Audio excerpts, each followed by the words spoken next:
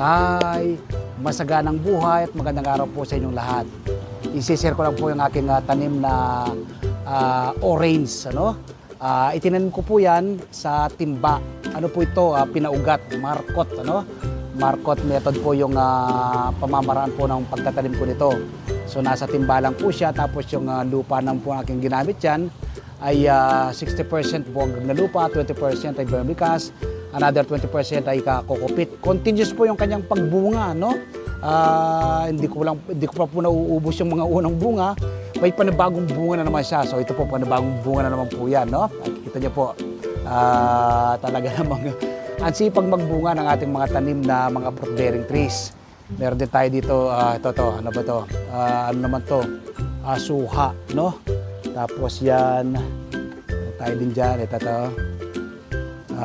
Papakita ko po sa inyo, nakatanim lang po yan sa timba.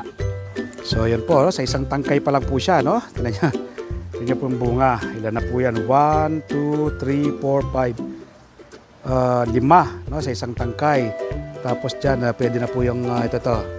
Mga ilang araw lang ay harvest na yan. Ayun, ang bunga. Yan, di ba? Dito sa kabilang side, tignan niyo po yung mga bunga, oh.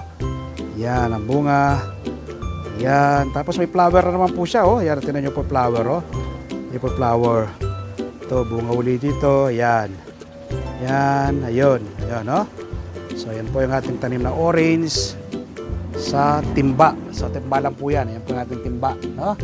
Ating pinagtamnan ng orange, no? Napakadali lang pong alagaan at patubuin ng orange. Basta pinaugat nyo po tatanim, mas mabilis po siyang mapapabunga. Yan.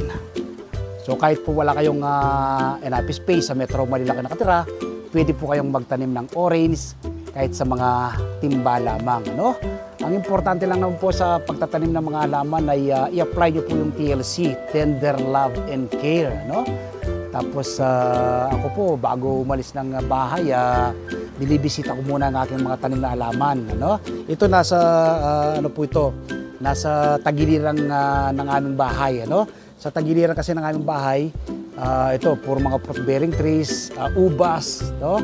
Tapos orange, ito meron tayong suha, no? Maliit lang po yung ating tanim na suha, pero yan, ito na po, yan po yung kanyang bunga, no? So yan, tapos meron po ako dyan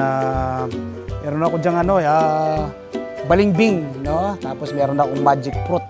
So magtanim din po kayo, no?